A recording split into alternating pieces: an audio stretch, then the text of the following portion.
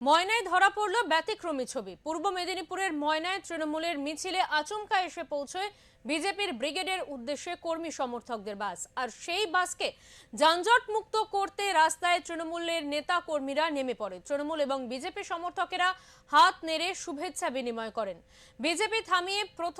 মিছিল থামিয়ে বিজেপির ব্রিগেডের উদ্দেশ্যে যাওয়ার বাস যানজট মুক্ত করে দেয় তৃণমূল কর্মী সমর্থকেরা।